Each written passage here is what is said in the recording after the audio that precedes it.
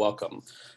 My name is Anwar Iman, and I am the director of the Institute of Islamic Studies here at the University of Toronto. And it's my pleasure to welcome you to the Senior Fellows Showcase for our Senior Fellows at the Islamic Art and Material Culture Collaborative here at the University of Toronto. The Islamic Art Collective, the Islamic Art and Material Culture Collaborative, IAMCC, is a project jointly led by the Institute of Islamic Studies, the Aga Khan Museum, and the Royal Ontario Museum. We come together, we offer workshops, and we also offer opportunities for our graduate students to do advanced research in collaboration with museum partners and academics. Today, we're showcasing the work of our two inaugural senior fellows, who I'll have their supervisors introduce them in a moment. I want to begin this but with a few things. One is the University of Toronto is currently under censure. And so one of the things that we want to mention is that the censure is by the Canadian Association of University Teachers for violations of academic freedom. And in ordinary courses of business, we wouldn't be offering programming under these conditions. However, we feel very strongly that our students deserve to have their work showcased, and we will continue our programming that is graduate student focused and graduate student facing, especially when it's by our graduate students. And we're really proud of the work that they've done.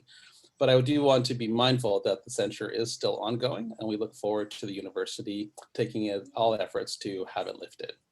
At this time, I'd like to introduce our two directors of the IAMCC. We're fortunate to have representatives from the ROM and the Aga Khan Museum, and two colleagues here at U of T who collectively lead IAMCC. The first I'll introduce is Ruba Kana'an, a historian of Islamic art. Dr. Kana'an's primary research focuses on the intersections between art, artists, art production, and law in historical and contemporary contexts. Her professional experience spans the world of academia, architectural practice, museums, and community-based art education. Before joining the Faculty of Visual Studies at UTM, she taught various aspects of Islamic art in the UK and Canada, launching online education of Islamic art at Oxford. And then also worked at the Aga Khan Museum between 2011 and 2017. She was at the Aga Khan Museum, where she was a founding member of its leadership team. She now serves here as a professor at the University of Toronto, Mississauga, and we're fortunate to have her as one of our directors of IAMCC. My second colleague that I'll be introducing is Ulrike Al-Khamis. Dr. Al-Khamis is a well-known figure in the field of Islamic art and art history, with over 20 years of experience as a curator and senior advisor for museum and cultural products. Having obtained her PhD from the University of Edinburgh, she then served as co-director at the Sharjah Museum of Islamic Civilization, as well as senior strategic advisor to the Sharjah Museums Department in the UAE from 2007 to 2017. At the Aga Khan Museum, she was the first to hold the position of Director of Collections and Public Programs at the Aga Khan Museum, a role that oversees all the museum's activities related to collection management, academic research, exhibitions, and public programming. She now serves as Interim Director and CEO of the museum, and with Ruba Kana'an, works as a Director for IAMCC. It's my pleasure to have them lead the rest of the seminar. I'll return at the end, but I want to turn it over to them, and they will then introduce the students who will be sharing with you the work that they've done this year as senior fellows. Thank you very much. Thank you so much, Anwar, for this introduction and for introducing our Fellows program. As Anwar said, my name is Ruba Kana'an. I'm one of the founding members of the IAMCC. And this year we were, when we received the first group of applications for the Fellows programs, it was our first experience with the program. So we all read the applications and we all looked into where some of the top applicants would fit into our own research or museum practice. And I came across the application of Samantha Summers, who was, well, still is, finishing her master's program at the joint master's at the Masters of Information and Masters of Museum Studies at the University of Toronto. And she also had a master's in art history in the arts from Queen's University, working on the medieval period and working specifically on the East Latin kingdoms. Samantha's application was very attractive to me because also she has expertise in editing. She edits an iJournal. She also is someone who's interested in working on encounters in the medieval period in the East Mediterranean. She is also an avid writer, and there was something very attractive in her statement. So when I met Samantha and talked to her about the project that I'm doing research on, and this project is collecting the basic material that I need to apply for a grant for a work project on metalwork from the East Mediterranean, from the Mosul region in the 13th century. Over the last 10 years, I've published 4 articles on brass objects inlaid with silver that have visual images and inscriptions that are made mostly in Mosul, that were made in Mosul in the early 13th century, Mosul in modern day, the north of modern day Iraq. Of course, over the years, I've been raising different questions about this collection, but now for this new grant that I'm applying for, of course, seeing the devastation and damage that happened to the Mosul region, especially under ISIS since 2014, and seeing the increase in the number of international projects and activities that are happening to conserve and bring together restore and conserve both materials in Mosul and, of course, the museums there. It was the right time to launch a larger project, especially that I became aware that there are several colleagues at the University of Toronto that work on different aspects of Mosul and its cultural heritage, including Syriac studies, where we have a Center for Syriac Studies here, and a very active work, including a recent publication by one of our colleagues here at the University of Toronto on one of the main monasteries in Mosul. So my interest was to find someone who would work with me on creating the background for a grant application, including bibliographic research, including collecting and gathering material for museum metalwork and comparative material from manuscripts, both from Muslim and Syriac local Christian backgrounds in the Mosul region, doing research on Christian and Muslim illustrated manuscripts from that period, and of course collecting the basic materials of where the objects are, how to organize strips around them so that I'm ready for the application. The purpose of having a research assistant who is a graduate student is, of course, you're preparing a colleague. You are investing time jointly as a research assistant and as a mentor to create a work relationship that would enhance the experience of both. As a mentor, my role was to take Sam through the ways in which to collect that material and organize it, and how to use it in an application. And Samantha, after we met and we talked about the material, what she can bring to the research. And I'm very, very glad with the experience. I think it was great. I will leave it to Samantha to say what her experience was, but I can say that the project benefited greatly from having someone like Samantha, who is very dedicated and clear-headed, and also very sort of my instinct was right that there be a joint interest in that area because of her expertise.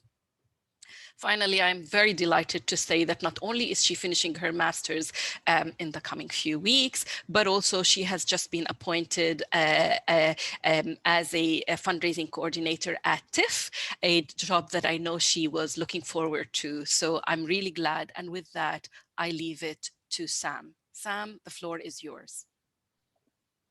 Thank you so much, Ruba, for that extremely warm welcome and introduction.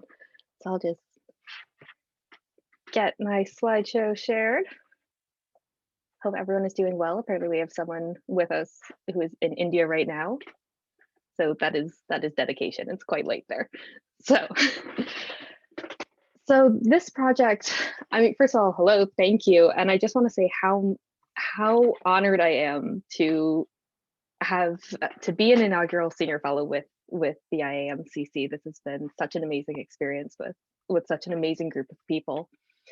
So as Ruba said, as Dr. Kana'an said, a lot of what I was doing in this project was getting ready, laying the groundwork so Dr. Kana'an could then go on to apply for a grant to do all of this incredible research that she's been working on for so long, and to help make that happen. So again, I know I've been introduced, so I'll keep this one brief. Who am I? I brought to this project, as Dr. Kana'an said, a few different masters with a few different areas of expertise and focus. And that meant what I was able to bring in was things like understanding cataloging, because I have a librarianship degree, having some insight into how museums function, how these museum catalogs function, because I have that background.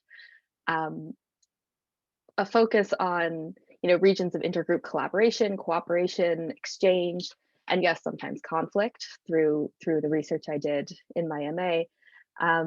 These dynamics and structures of power in the medieval Middle East and Eastern Mediterranean, and also some Islamic material culture experience. I have a history in book binding and book conservation, particularly Islamic codices. Last year, for example, I had the pleasure of curating a small exhibition at the Thomas Fisher Ware Book Library, focusing on Quranic manuscript materials.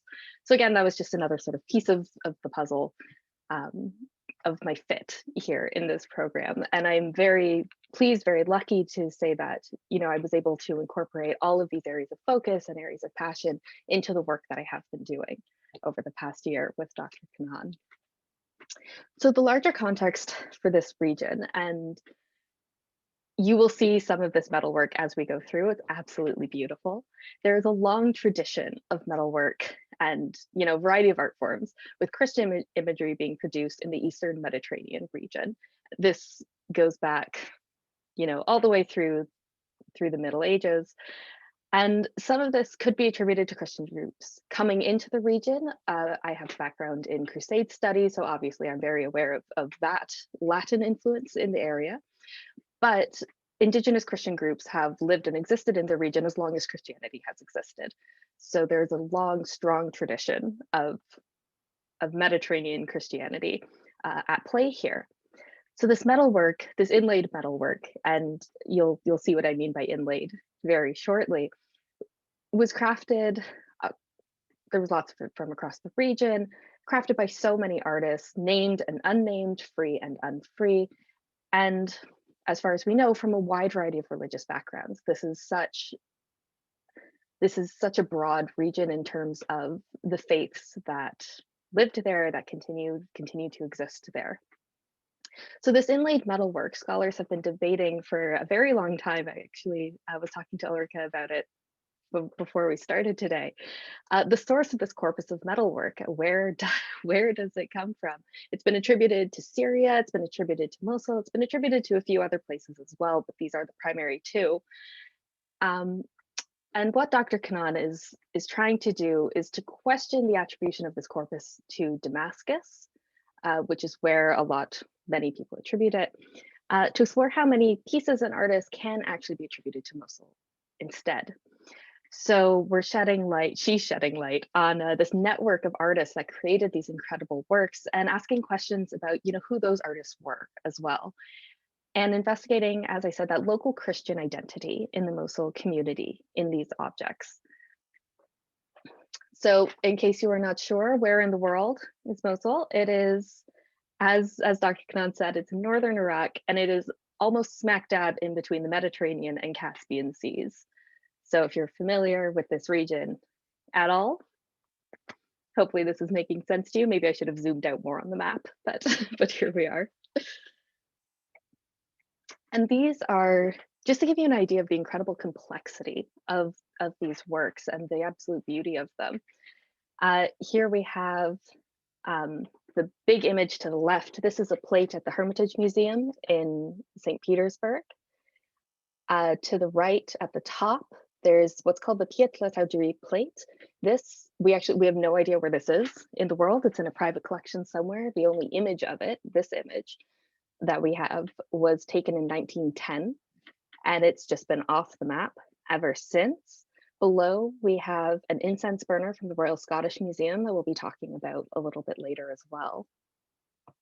And again, you can just see how beautiful and detailed these are. Some more beautiful ones here. We have a pyxis, or a box, from that top left. That's at the Victoria and Albert Museum. Beneath, we have a canteen at the Freer Gallery, and this, I wish I'd made the picture bigger. It's absolutely gorgeous. The Freer Gallery and at the Smithsonian Institute. We have an ewer, which is here in Canada. No, oh, sorry, there's a different ewer later on, which is in Canada. This ewer is at the Metropolitan Museum of Art. And then this candlestick is here in Canada. It's at the Montreal Museum of Fine Arts. And again, you can see these are sort of zoomed out pictures, but you can see and get a sense of how much detail there are in these, how much artistry are in these objects. Here, this is the Derenberg Basin. This is also at the Freer Gallery. It is incredibly famous, this basin. And here you can see, I have some zoomed in images here. So you can really see, again, that the incredible amount of detail. So here, sort of in the middle, we have a person on horseback. You can see just above that, we have animals amongst these incredibly detailed patterns. We have a dog here.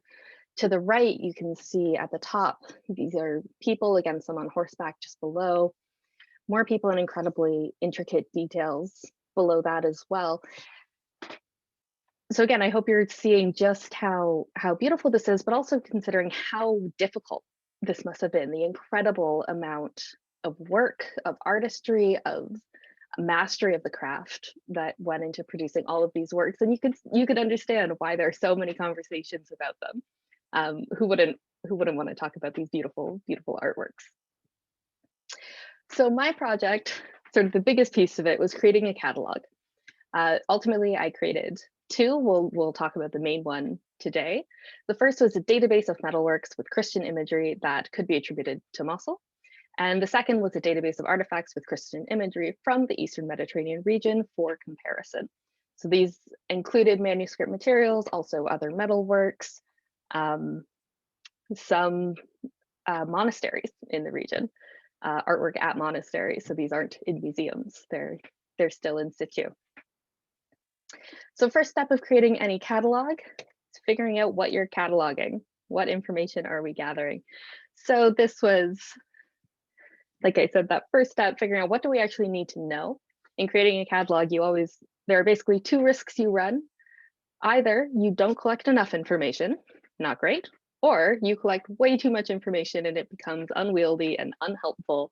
And I think we hit that sweet spot of picking just enough things. And next up, information gathering, populating this catalog. And that meant reading a ton. Here's sort of a list of just some of the things I read.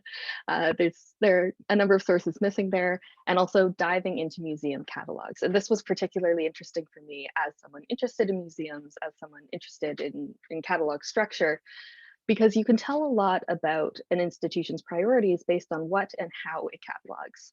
So this is that Derenberg Basin that we looked at in such detail a few slides ago at the Freer Gallery at the Smithsonian.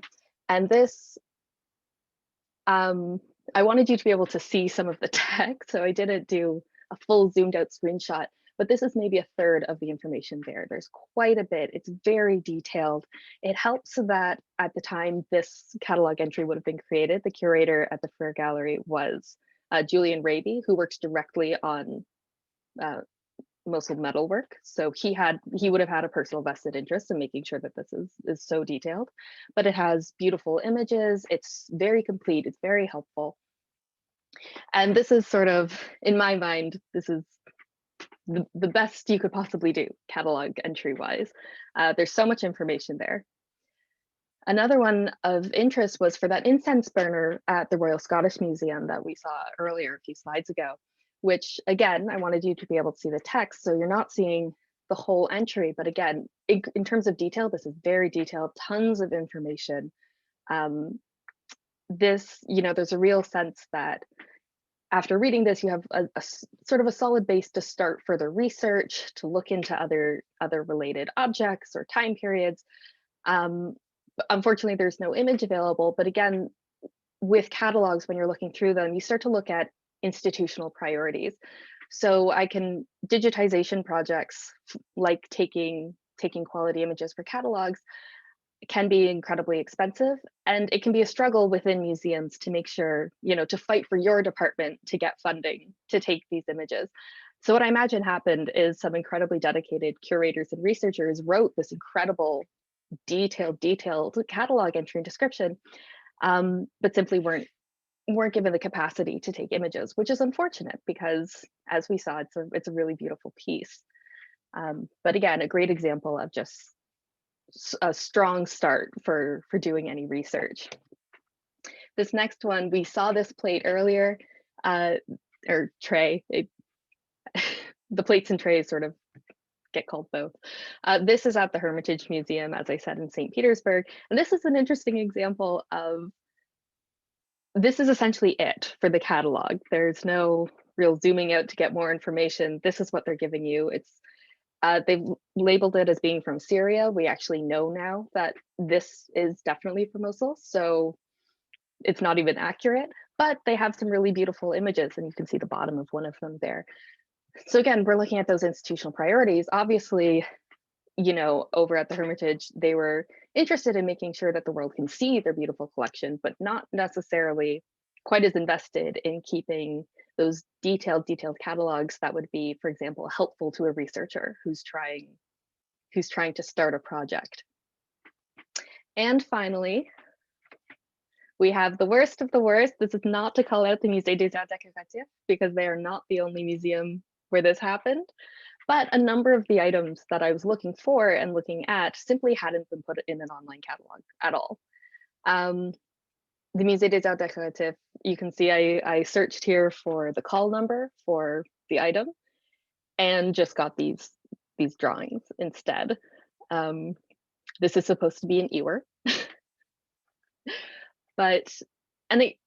Once again, what we're learning from this is sort of what the MAD thinks is most important to share, to have online, to have accessible. And this is a very, I will say, in terms of, the finances of digitization, the finances of creating this access, the MAD is affiliated with the Louvre, which is the wealthiest museum in the world. So I wouldn't expect that they were, wanting for financial resources to back up these projects. It really comes down to what they think is important, and it's very sad that this wasn't.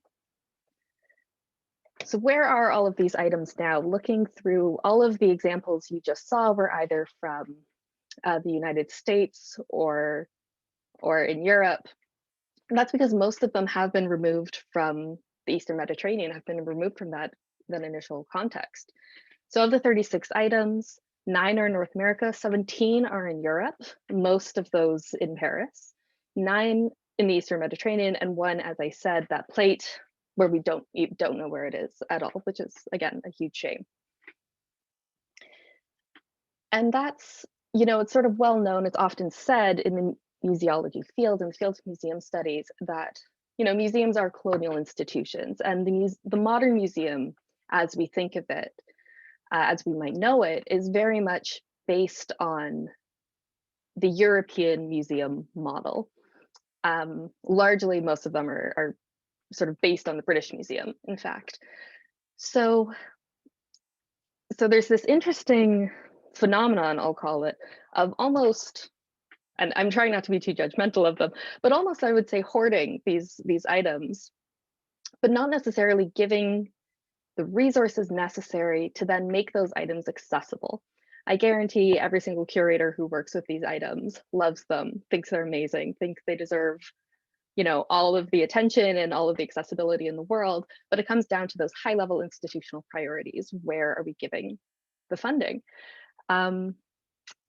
So that can make research like this difficult when you're coming up against Eurocentric institutions sort of prioritizing certain cultures, certain histories over others. So as I said, many of these items were not even in these online catalogs. Many were difficult to find due to incomplete Arabic English transliteration thesauri. So I have this little Google image here so I can explain what that means in case you're unfamiliar. Have you ever had this happen? You Google something, you're going fast, you misspell it, and then very helpfully Google says, wait a minute, did you mean house when you said hosu? Did you mean house? That's because Google has a really impressively complete thesaurus. And what that means is they have a collection of terms, a collection of related terms. These include misspellings. And when you put in any term, it brings back information related to the whole network of terms. So you search hosu and it'll say, we think you mean house.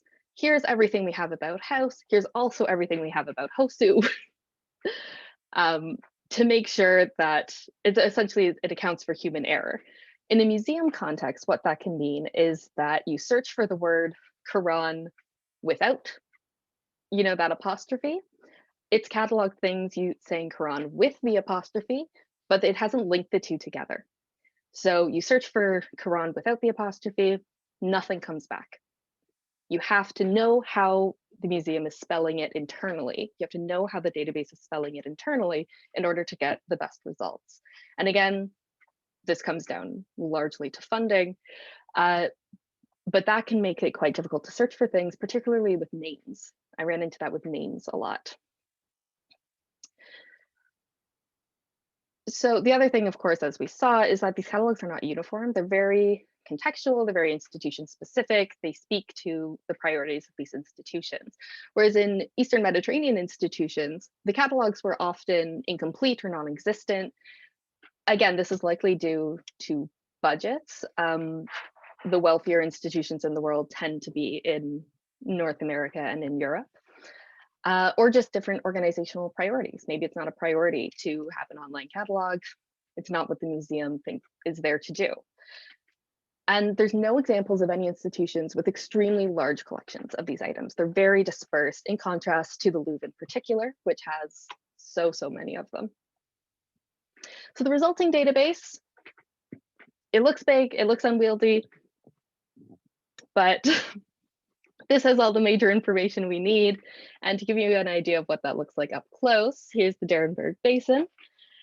And we have all of this information, all of this imagery, websites. I threw in the museum copyright policy regarding images, and a small bibliography where else you could go to find more information about this. The next step was pretending to make travel plans while everyone in the world was stuck at home due to COVID. I was also stuck at home, but I was imagining travel in Europe and in the Eastern Mediterranean, which was absolutely lovely. Because of course, a big part of this project will be for Dr. Kana'an to go and look at these objects, work with them in person, get that tactile and up close in person information and knowledge you can only get from really being with an object. And that meant creating a bunch of travel itineraries, which hopefully she will be able to do soon. So it's the majority of the project. For me, it was a great experience to gain some more perspectives on my various fields. One of which was just reaffirming, you know, what I already had an idea of the catalog as a tool for both elucidating and erasing stories. As I said, we have these fantastic catalog entries that give us so much information, are such a great place to start for research. And then we have these really opaque entries or non-existent entries that really tell you, not much at all, and really don't do much, don't give you much to go on if you're interested in learning more about these objects. And of course, I was thinking of the ways in which these North American and European museums continue to operate as tools of oppression and colonialism.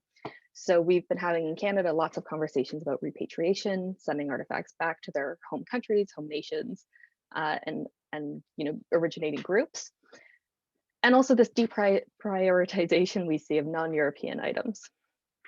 And the final perspective I gained, and this is what I'll end with because it is a happy point, is just how beautiful this artwork is. It was such a pleasure and such a privilege to be able to just sort of get up close and personal with some truly spectacularly stunning pieces of art.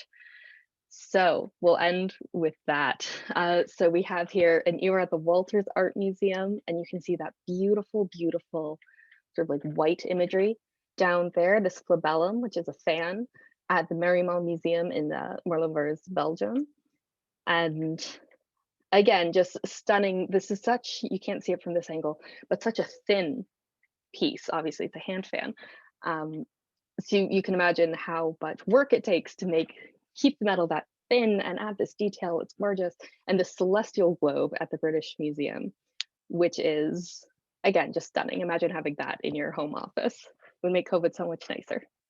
And then finally, I had to end with a manuscript page. This is from a Herclean Gospel lectionary at the British Library. Beautiful. This box at the top at the Benaki Museum, and this pen box in the David collection. And again, just take a minute to look at how beautiful these are and how pretty. They're just so pretty. And that's not a very serious academic way to end this, but it is.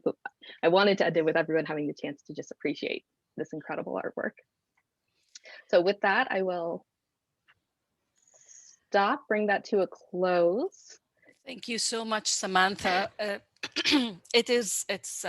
I share your passion. It's such a beautiful collection of work, but also thank you for bringing up two main issues that we'll be looking at in the project, which I now have partners in different parts of the world to work on.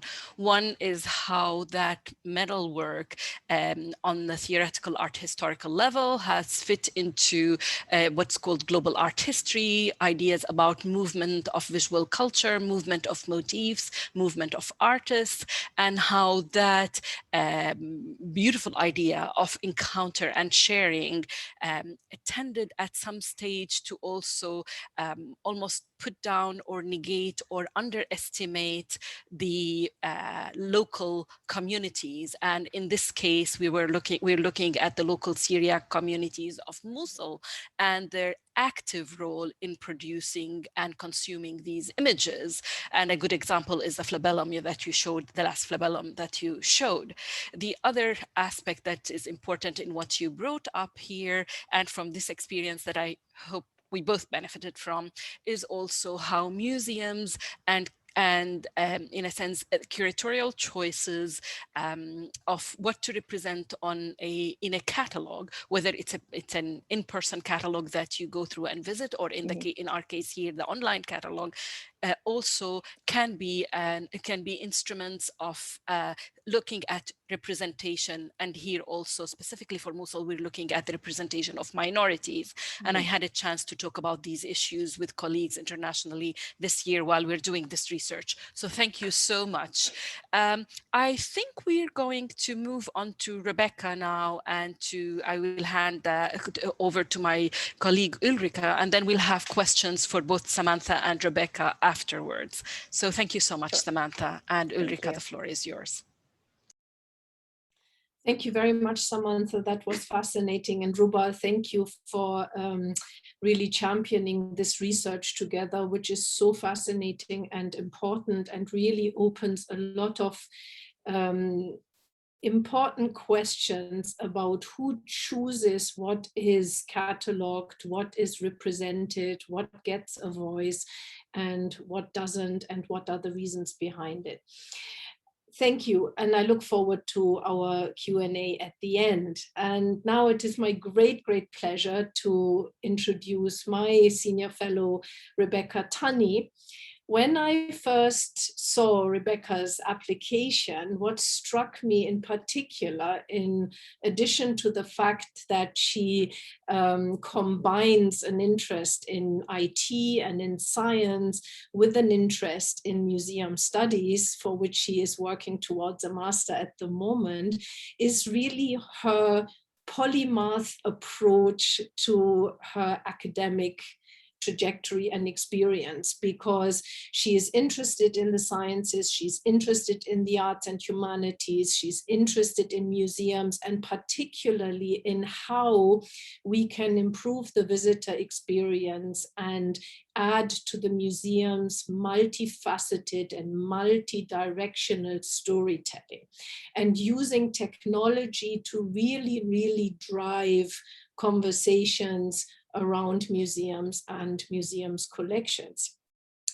And because of that reason, I was really interested in inviting her, and I'm grateful that she accepted and came with me and us, of course, on a really unprecedented journey of discovery around an educational Minecraft game that would be used by high school students, not only in Canada, but ultimately across the world, for an exploration of the museum building, the park, the items in the collection, around issues of identity and intercultural dialogue and building a better world.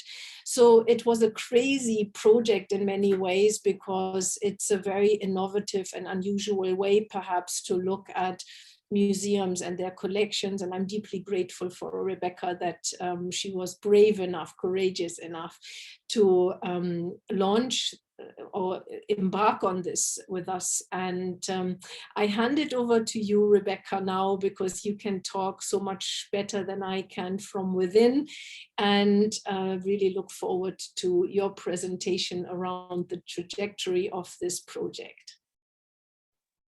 Thank you very much, Dr. Al-Khamis. I'm just going to share my screen now. All right, just going to make sure everyone can see that. Yeah. Hope so, sounds good. All right, so thank you once again for the wonderful introduction. And thank you, Samantha, for sharing your incredible research with all of us. And to all of our guests in our virtual audience today, welcome once again, and thank you for joining us for this session. My name is Rebecca. My pronouns are she, her, and hers, and I'm a Filipino-Canadian from Mississauga in the region of Peel. Mississauga is the treaty lands and traditional territory of the Mississaugas of the Credit First Nation. I also acknowledge the territory of the Anishinaabe, Huron-Wendat, Haudenosaunee, and Ojibwe Chippewa peoples, the land that is home to the Métis, and most recently, the territory of the Mississaugas of the Credit First Nation, who are direct descendants of the Mississaugas of the Credit. I am grateful to have the opportunity to live, learn, and work here.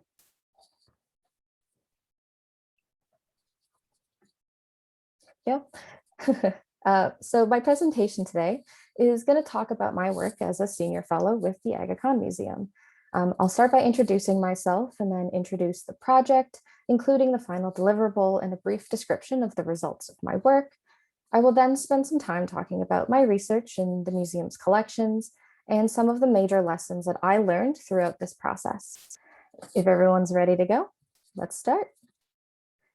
So I think the most important thing to know about me is that I love learning about pretty much anything and everything. To me, the world is such a complex, nuanced, and endlessly interesting place. So I earned my honors Bachelor of Science from the University of Toronto's Mississauga campus, where the anthropology department is actually split up into two different programs, arts and science. I studied both of those, as well as classical civilizations. So in other words, I studied, as Dr. Al-Khamis already said, I studied science, arts, and humanities.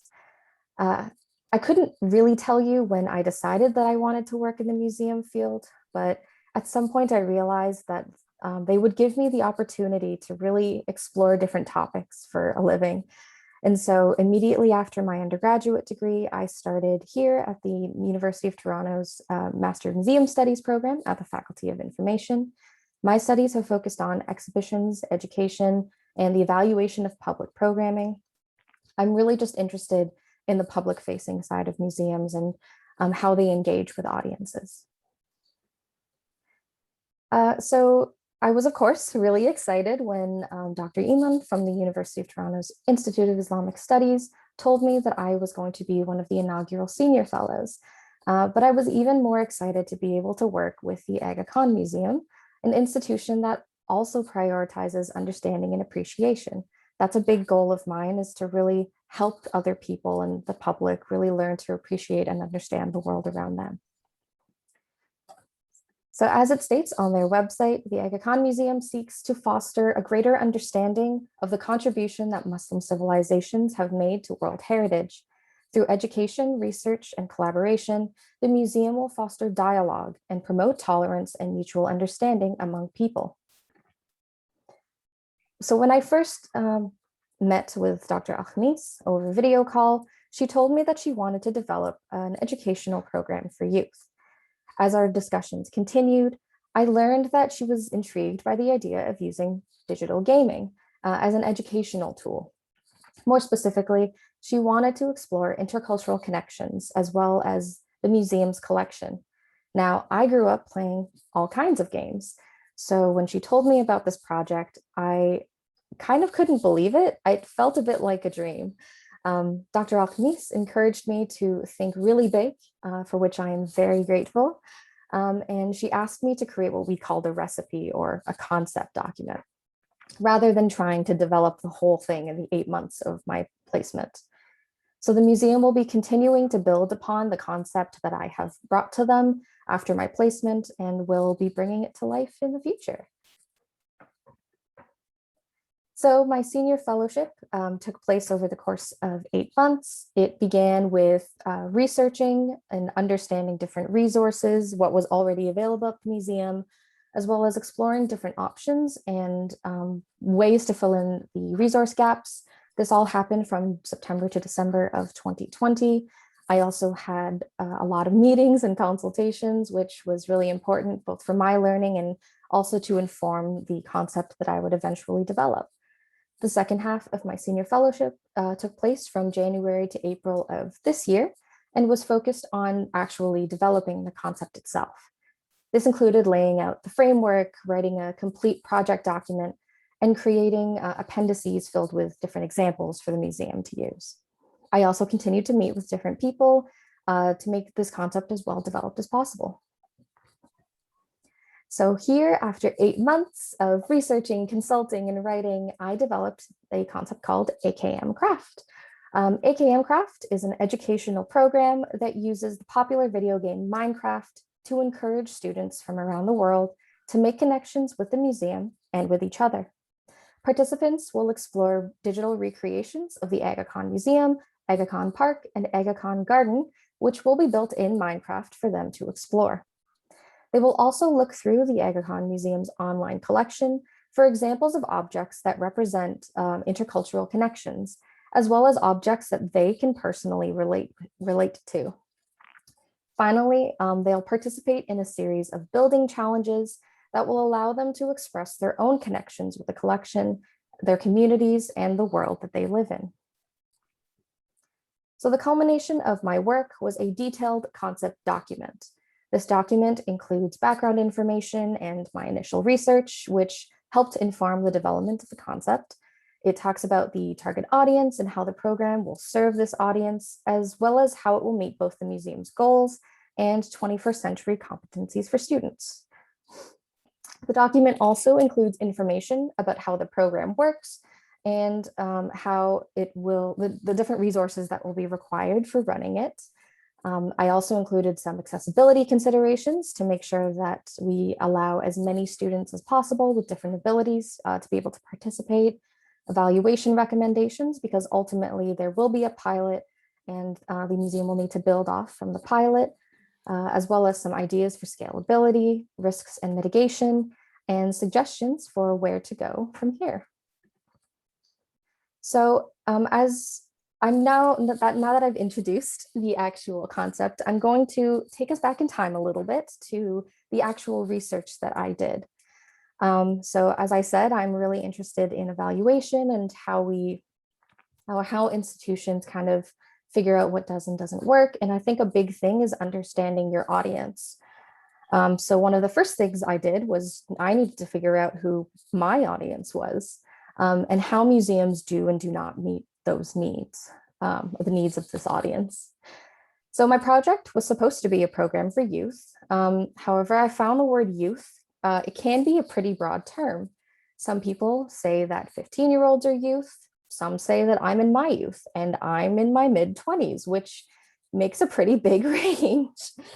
So given that the AKM Museum has connections to various high schools around the world, and they have their own hopes for future programming for high schoolers, we decided that our target audience would be teenagers between the ages of 14 and 18, teenagers who are in high school. So now that I had a better understanding of my audience, I then needed to, of who my audience was, I then needed to actually understand them. So first of all, teenagers are trying to figure out who they are and who they want to be. Up to this point, many have been dependent on adults to care for them, and they seek opportunities for independence in order to explore their own identities. Secondly, many of these youth want to spend more time socializing with people their own age. Finally, some teenagers have very limited life experience. They need opportunity to gain new experiences to help in their identity formation and to prepare them for adulthood. Teenagers need safe spaces where they can explore and create, where they can get a better understanding of what they value and the means to be able to express what they value. This helps them not only understand themselves, but also where they fit into the grand scheme of the world. So what do museums currently do for youth? Right now, generally speaking, museums are places where youth can hang out with their friends outside of home. Many museums have the capacity and resources to introduce youth to universal concepts and experiences through art, history, and science. There are any number of programs that a museum may choose to run for teenagers.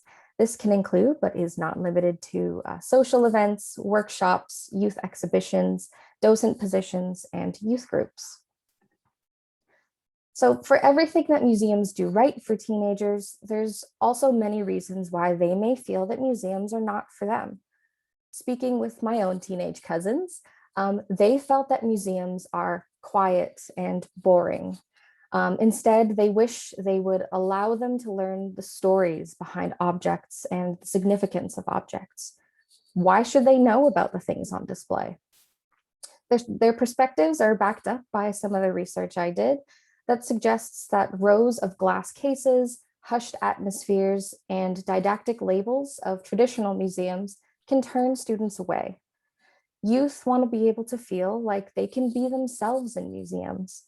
They need to be able to have conversations with others about the topics in galleries and recognize how these subjects relate back to their own experiences. In doing this research, I've gained a better understanding of the audience that I and the museum are trying to serve. I know that to make a successful plan, I need to make the museum experience more approachable. Whatever game I developed needed to allow students to express themselves, explore new ideas, meet new people, and make the museum experience better for their personal development. So once I figured out who exactly our audience was, I then needed to turn my attention to the game itself. At first, I played around with the idea of conceptualizing a bespoke game, starting something from scratch. But ultimately, I am not a trained game designer. Just because I like to play games doesn't mean that I can make a good one. So I needed to stop thinking of it as designing a game and think about it in the ways that I know, which is as an educational program. So the question became, what game already exists that has the characteristics that I need to be able to use it as an educational program? The answer I found was Minecraft. So for those of you who are unaware of what Minecraft is, it is a sandbox style video game, which means that players can essentially build whatever they want with whatever's in the game. So they can use different kinds of materials, one block at a time. The image on the left here is from my own gameplay. And you can see the different kinds of materials here, right? There's water, there's dirt, there's trees, there's clouds, and there's even snow on the top of the mountain that's there. The basic game has two main modes: survival, where the player must find materials themselves, or creative, where the player has access to an unlimited amount of each type of material. Minecraft has become popular all over the world, likely in part for the creative freedom that it allows people to have. It has become so popular that it has even released an education edition, which allows schools to use the game in classrooms. Minecraft also released their own playable maps that cover various topics like coding, chemistry, and culture. So now, museums are actually no stranger to Minecraft. For example, Tate created a series of maps called Tate Worlds that people can download and play at home. These maps allow players to explore different artworks from the collections and learn about the lives of the painters who made them. The Pickering Museum here in Ontario once hosted an online event where they invited guests to build on a recreation of the museum's grounds. More recently, the Royal Ontario Museum in Toronto has made modules for Minecraft Education Edition and led a public program that compared the game's materials to the real versions in their collections. By conducting this research, I've gained a better understanding of how Minecraft works and the possibilities for use in the museum field. This has allowed me to explore different ideas and potential uses that will meet both the needs of the audience we are trying to serve and the goals of the museum who is running this, or that is running this programming. So after my initial research and conceptualization, I needed to figure out how the Aga Khan Museum and its collection would actually be integrated into the game. As discussed, a big goal for this game is to encourage interconnectedness and understanding. This will be done in at least 3 ways. The first is for students to consider how they can personally relate to the objects in the museum's collection. Secondly, they will figure out what connects them to their local communities and the people who make up those communities. Finally, they'll consider how they're connected to other people in the world. More specifically, how they will learn to understand themselves as contributors to the earth. Ultimately, what we want is for students to recognize that they are not alone. Instead, they should see themselves as members of a larger community and indeed global citizens of this planet. So let's explore some examples of how interconnectedness will come through in the program through some collections items and some recreations in Minecraft.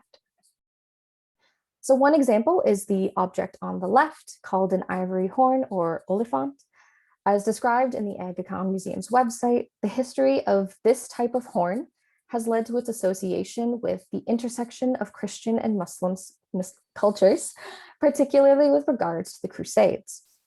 In addition, many of the designs on the oliphants are believed to be from both the Islamic world and medieval southern Italy.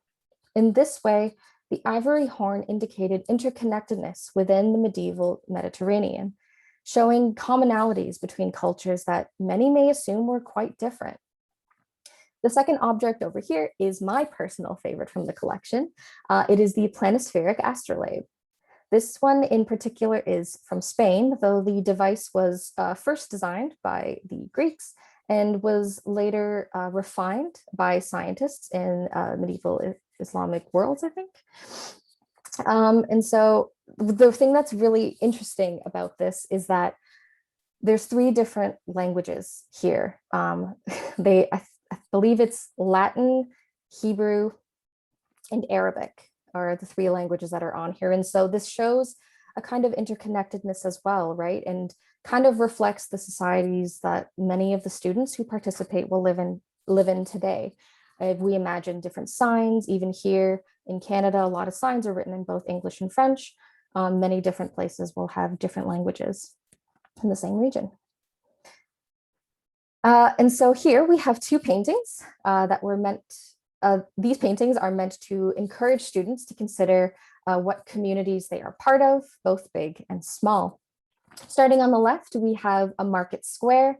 This shows a bigger community of people coming together in a setting that students may recognize today as malls or farmers markets, right? They're from a neighborhood. It's not just their house, it's the different places that they go to normally beyond the pandemic, and the people they meet there. On the right, we have musical gathering. Through this painting, we want students to consider not only like the big neighborhoods that they're part of, but also the communities of practice that they're part of. So in this case, it's a group of musicians. Maybe some students are also musicians. They're in bands, they're in music class. Those are the kinds of ways that we want them to make connections. So on this slide, we have examples of how you could recreate the Aga Khan Museum for the program. First and foremost, I am not an expert Minecraft builder. These were just scratching the surface of what you could do with Minecraft. So above, on the top of the slide, we have 2 images from the actual Aga Khan Museum, and the bottom are my attempts at recreating it. And so what this will do is this will allow students who normally don't have the opportunity to come visit the museum, they'll be able to actually visit it virtually.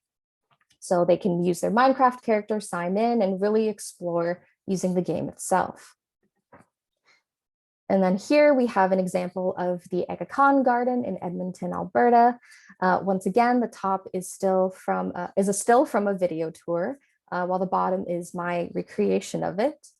And we wanted to include this paradise garden, or chaharbagh, as I learned, because of how it represents balance between humankind and nature.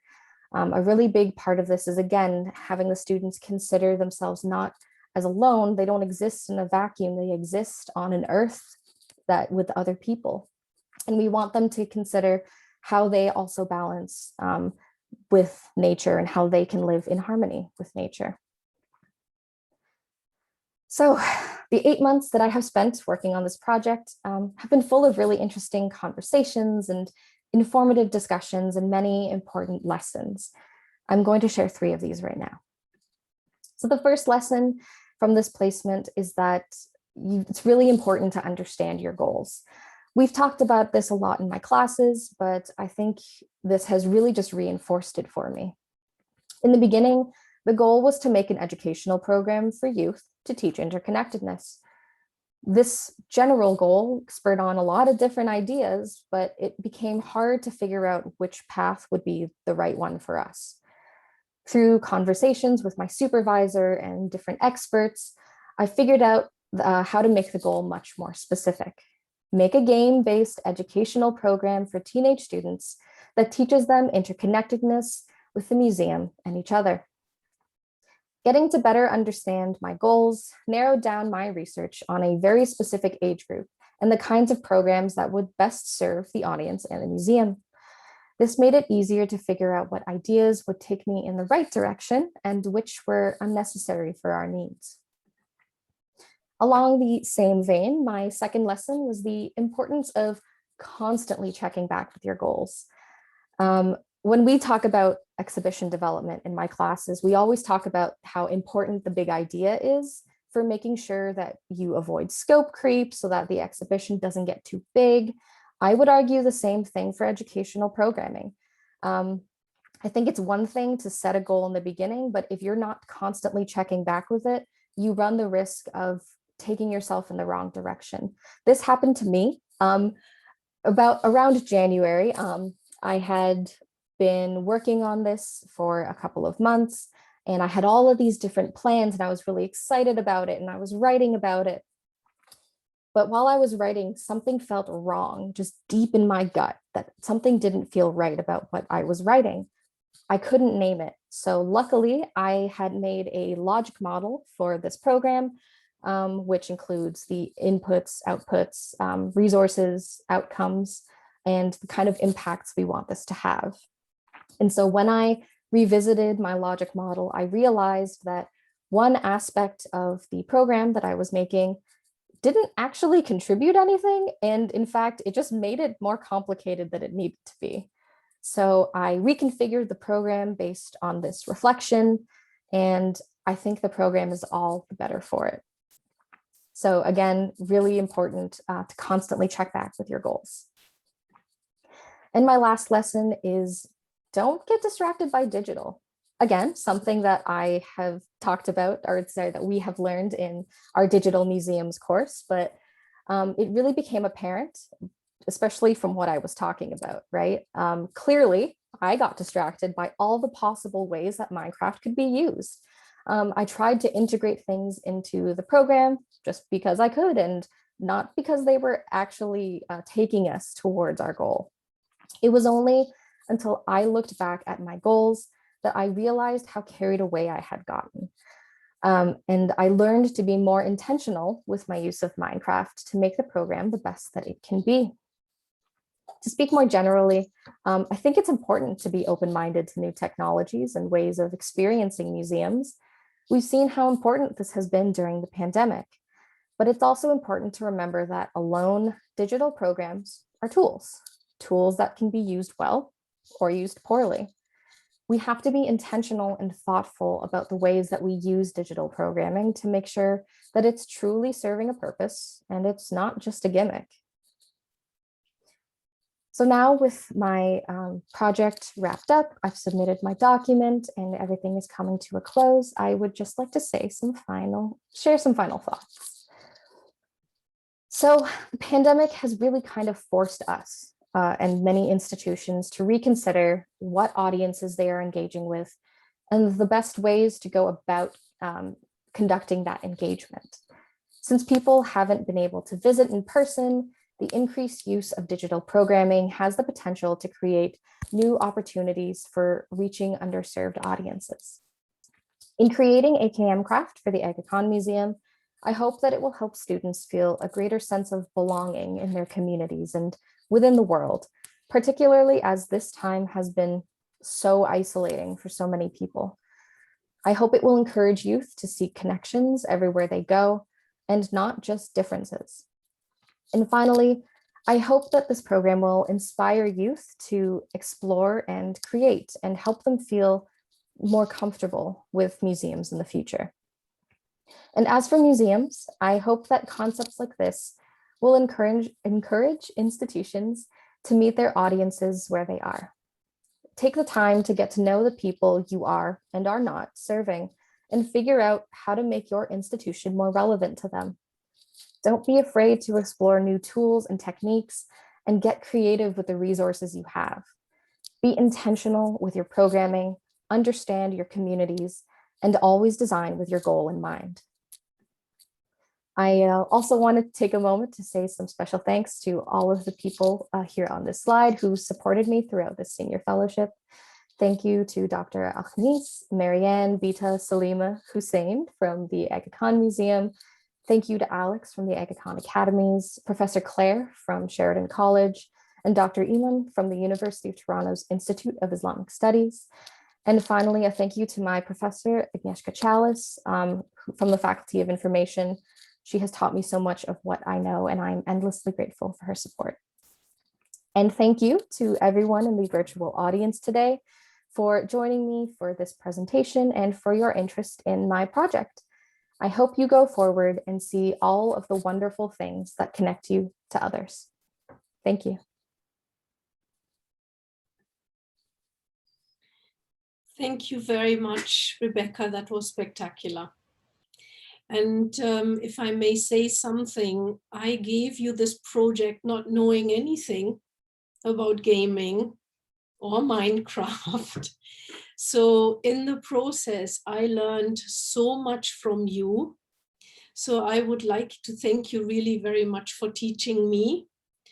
And after this presentation today, you will be back because I just had an idea as you were talking, and we will keep the conversation going, not only around this particular project, but something that has just grown out of it in my mind.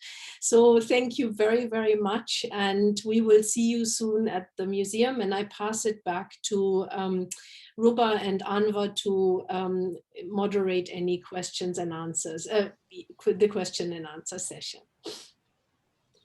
Well, I'd like to invite all of us to first. So I want to thank Samantha and Rebecca for their wonderful presentations. We're really glad to have and delighted to have had them as our inaugural senior fellows. So it's been fantastic to have them. And I want to thank Ruba and Ulrike for the supervision they provided. But this is a Q&A session, and so Salwa, who is one of our team members, will be moderating the Q&A section. So if you want to write a comment in the Q&A, and if you want to know a little bit more about IAMCC, please feel free. I think that there is one question already, so I'll let Salwa direct that. Can I just first add one thing to my thanks to both Samantha and Rebecca, because I think it is wonderful. This was our first senior fellows group. And again, we were coming into it, not yet knowing what to expect, just because the program is new. We were establishing the program and working with the fellows at the same time. So thank you both for an incredible work. It was inspiring, exciting, and also I think it shows the breadth of how the approach and the study to the art and architecture of Muslim societies is carried out in Toronto by 2 museums and 1 major educational institution. Thank you both. Both presentations were really inspiring. Salwa, to you. Oh, Salwa wanted me to read the first question. Yes. Thank you, Tazim, for this question. It's about the making of these beautiful inlaid metalwork.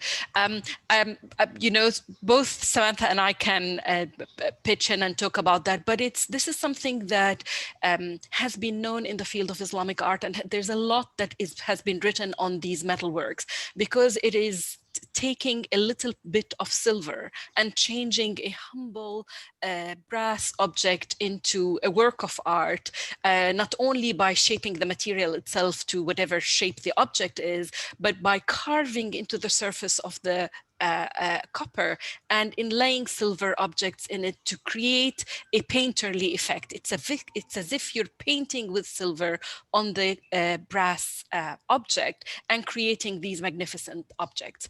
There's been a lot of studies on them. My own personal interest in the making of them is more related to, well, I published something on them earlier in the 2012 and 2009. Is how are they made? Who's the artist? Who has the intellectual property? Who owns the material? Who provides the silver? So these objects are a window into social relations, political relations, not only the ability to make objects and be what we now study as artists, but they're windows to societies and societal structures, economic structures, even legal structures. So I think both there's a lot that is published on that material, and what I'm hoping to contribute to it is bringing together the conversation and looking at the issues of representation of artists as a minority and representation of minorities in the making and representation of these objects both in academia and in museum collections. Next question. For sure. I can go towards the next question. So it's by MS, and they said, thank you for such a motivational presentation. Would you be kind enough to shed more light on how an Islamic museum, amongst other museums, can be developed and presented in a way to represent an intriguing storyline without falling into biases? And maybe Dr. Ulrike can take this one, since yes, I will take this one. 2 ways of reading this question. If you are talking about the Aga Khan Museum is not Islamic, not even in inverted commas. The patron may be from a particular Muslim background, but the mission and mandate of this museum is intercultural dialogue and understanding, using the objects that we have in our collection as a catalyst for storytelling and bridging cultures.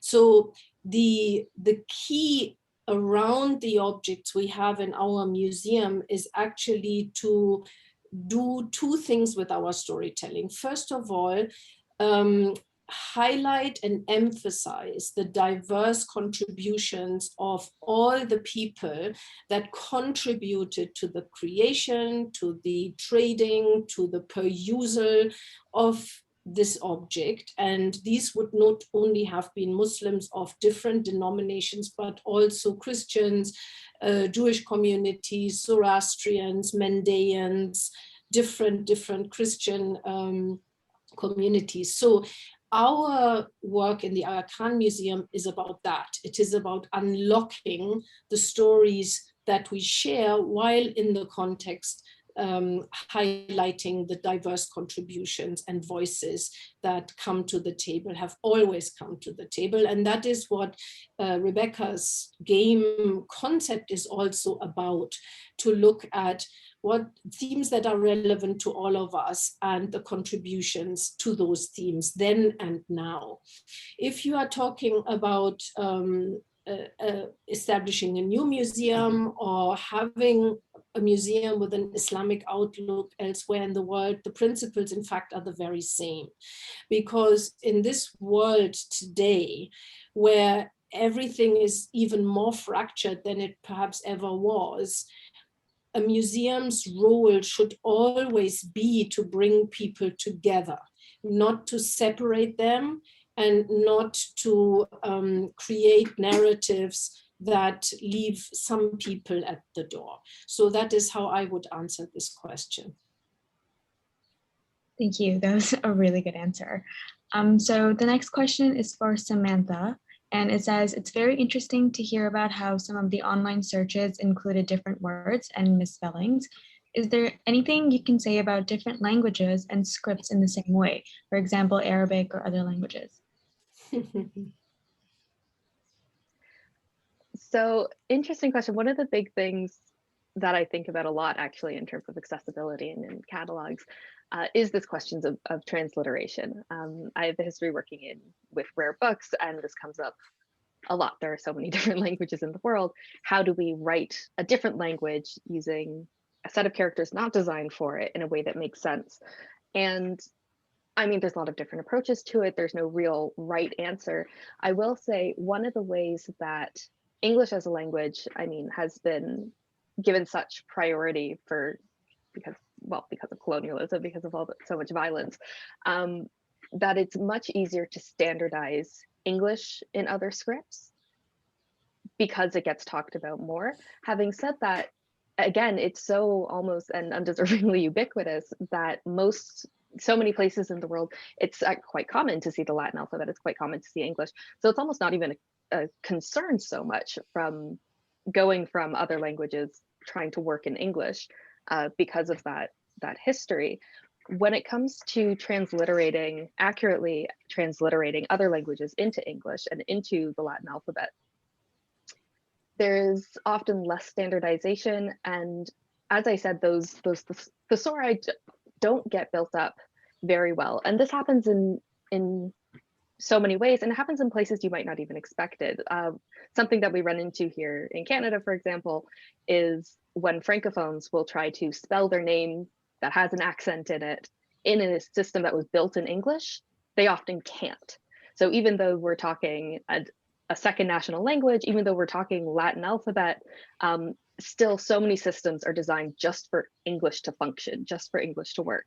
And once you get into the museum field, once you start talking about, a database that's supposed to capture objects whose names are in Arabic, or objects whose names are in Greek, in any East or South Asian language, really anything, any alphabet that is in Latin, you ultimately run into these problems of lacking that accessibility because there's no standardized transliteration. The only way to really solve it is to have really, really robust thesauri.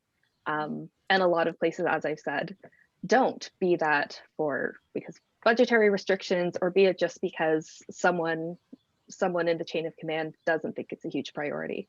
And that's really tragic. It means that not only is it hard to find these things, but also I think one of the really beautiful things about transliteration is that it sort of gives you a glimpse into the incredible complexity of a language you might not speak. When you look at a word and you say, there's 13 ways to write this using the alphabet I know, how complex is that? How many layers, how much nuance is there in the pronunciation of this? And you really miss that when there's just one spelling that you could use.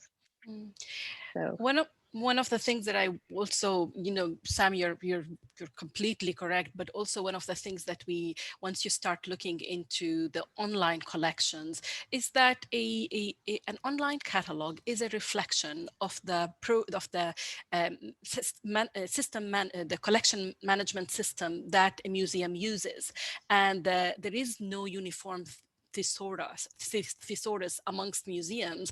It is uniform amongst institutions. And as a result, could we think, or could we question whether having multiple readings included, like, for example, Google does in their search program, could that create a more uniform way of finding things? And I think when Samantha's example was perfect, the word Quran, the Muslim holy book, which is spelled in many different ways. There are many institutions that spell it with Koran. So in a sense, if you're looking for something, you need to know all the different spellings, as Samantha said.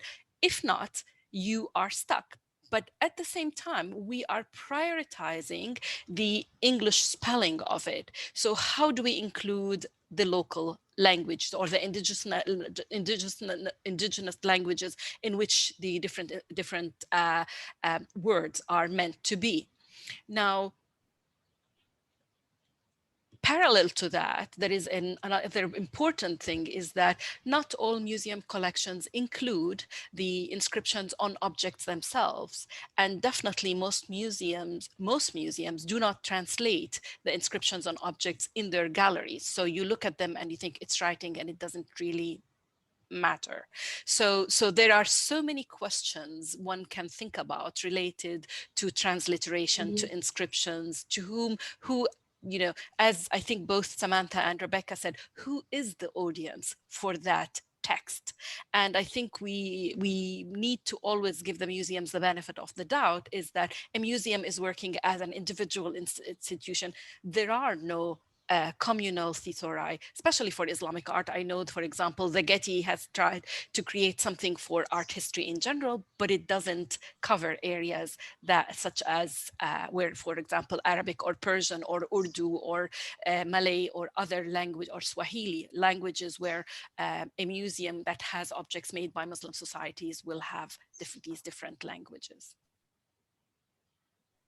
Well said. We've got one final question that just came in from Professor Famida Suleiman. She sends her congratulations to everybody. And she said, has there been an attempt to connect and collaborate with Iraqi scholars and museums to inform them about this project? And then her question for the AKM Craft project is, how does the project help entice a teenage gamer to want to visit the AKM or other museums with Islamic art collections? Is that one of your goals? Shall I? Well, Ruba, you start. I'll start quickly with the museum, with the Iraqi museums and so on. As I said, since the defeat of ISIS in Mosul, there's been so many international efforts to work with people involved in heritage and art and architecture in Mosul from different parts of the world. Some of my colleagues here at the University of Toronto are already involved in projects in Mosul, and we are now in conversation to see how this work will, the work that I'm involved in, will also take part in this. So we are in the process. This is why it's going to be a bigger project, a bigger umbrella project than just an academic article or even a book, so that we can involve both students and museum specialists from different museums, especially also in Mosul, related to my work. Thank you, Ruba. And for our question, absolutely. See, this digital game is designed for high school students, not only in Toronto and Canada, but globally. So the whole idea is actually to bring different perspectives around belonging, global citizenship, pluralism, etc., and together to play this game eventually. And that is something that for now, at least, we can only do online. However, there are principles in this game that I very much have in mind to apply to workshops and gatherings with high school students and their teachers in the museum itself. So once the museum opens again and the crisis is over and we can start through with our educational programming, this is one of my aspirations, that we take certain principles and philosophies out of this online gaming project and adjust it to the museum environment itself. Because what we have all learned through this crisis is that on the one hand, we are deeply existentially grateful for the fact that digital is seeing us through and giving us some inspiration and some solace. But at the same time, we are actually all dying to get back into the real museums, the real art galleries, because ultimately the connection both with the artworks and fellow human beings is what we need existentially and essentially. So definitely something we have on our mind as we move forward. Yeah, and so our time is also nearing towards its end. So I just want to say thank you to everyone who submitted questions. Rebecca and Samantha, you guys had wonderful presentations. I know we all really enjoyed them. And if anyone has any concluding remarks, now's the time. Well, let me just end by thanking Samantha and Rebecca for doing us the honor of being our inaugural senior fellows. You've exceeded any of my expectations, and it sounds like you did the same for your supervisors. And so, first of all, many thanks to the two of you. You're a testament to your faculty, to your teachers, obviously to your families. And so I want to thank you for that and the work. And I'll look forward to seeing what comes after this. And so Ulrike's remarks make me think that, Rebecca, we might be seeing a little bit more of you while Samantha goes and makes sure that TIFF stay in the black. But I want to also tell all of our viewers here that, you know, we are currently in, we currently have a new application for our second round of senior fellows. And so I've sent the link in the chat room function. And obviously it's important that you be a University of Toronto graduate student. But beyond that, we're looking forward to reviewing the applications and being able to welcome our second round of senior fellows for the 2021-2022 academic year. So please do share the link. I want to take a moment also to thank Ruba and Ulrike, who are just amazing citizens of the university, citizens of academia, and leaders within the Islamic Art and Material Culture Collective.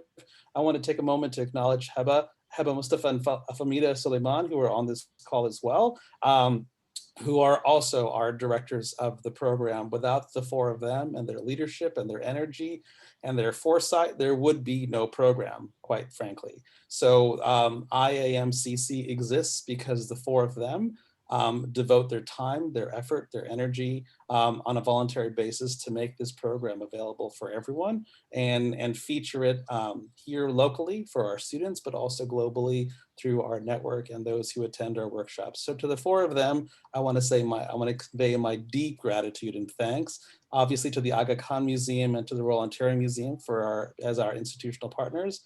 And with that, I want to say thank you all for joining us today. Have a wonderful weekend. If you're in Canada, I hope you enjoy your long weekend. And again, thank you all very much. Goodbye. Thank you. Thank you. Thank you all. Everything. Bye. Thank you.